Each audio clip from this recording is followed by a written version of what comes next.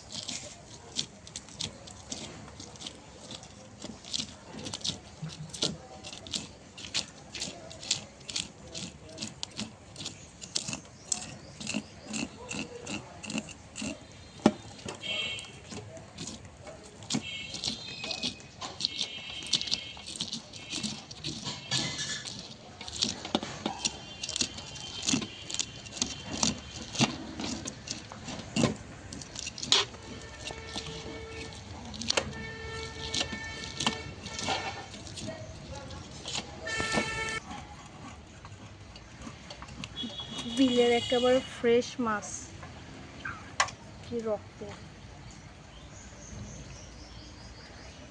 মাছের নাড়িটা কি ফ্রেশ।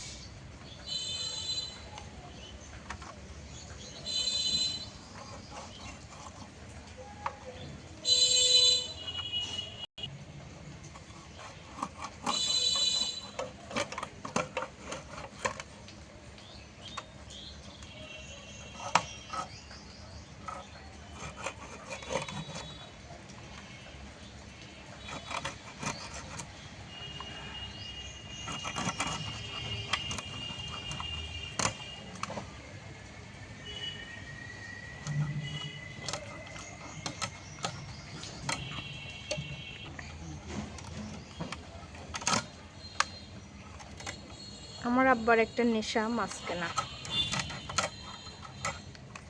শীতের মধ্যে যখন বেশি মাছ পাওয়া যাবে, দেখা যাবে রাত নাই দিন নাই, সব সময় শুধু মাছ নিয়ে আসবে। আমি এখান থেকে এগুলো কেটে আর একটা মাছ বের করে ফেলবো।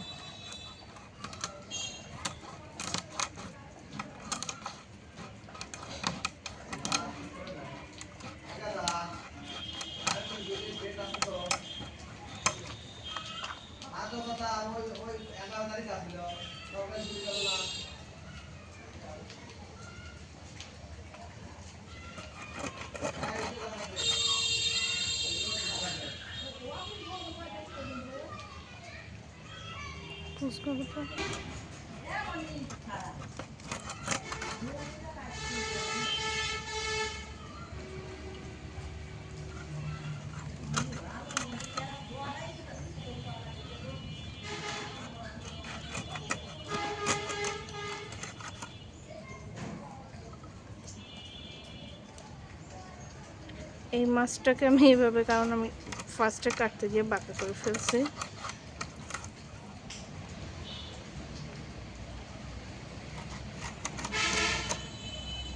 এভাবে রেখে দিলাম।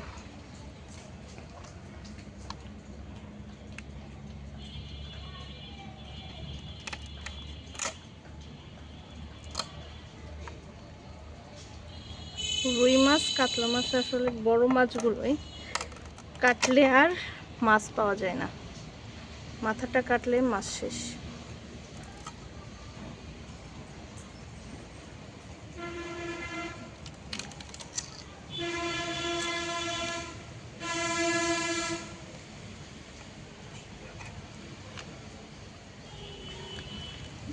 যেহেতু আমি উত্তরবঙ্গের মেয়ে, সেই জন্য আমাদের এদিকে অনেক বেশি বিল আছে, তো বিলের মাছগুলো আমরা খেতে বেশি পছন্দ করি।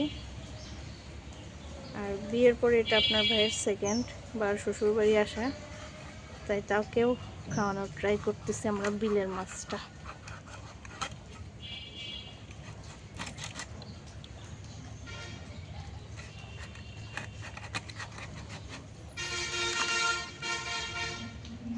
দেখেন, রুই মাছ বা কাতলা মাছের এইখানে একটা দাঁত থাকে, যেটাকে আমরা আঞ্চলিক ভাষায় এখানে আষ্টে বলে থাকি। এইটা না উঠাইলে মাছের মধ্যে একটা বিজলি বিজলি পদার্থ থাকে, সেটা কিন্তু খাওয়ার সময় মুখে চলে যাবে এবং গন্ধ লাগবে আস্তে আস্তে। তো আমরা এটা বের করে নিছি। এবার মাথাটা আমি এভাবে রেখে দিব।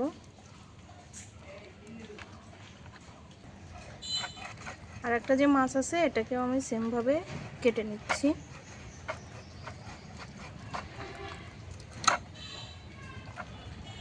আমি মাছ কাটাটা শিখছি আমার দাদির কাছ থেকে। দেখতাম আমার দাদি এভাবে কাটতো। অনেক কিছুই আমি আমার দাদির কাছ থেকে শিখছি।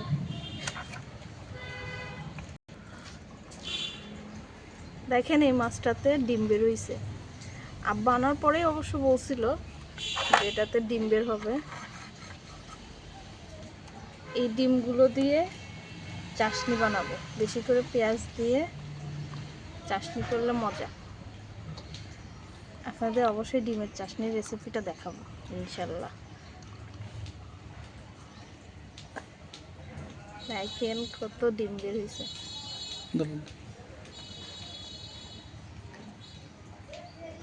2 কোষ ডিম বের হয়ে গেছে।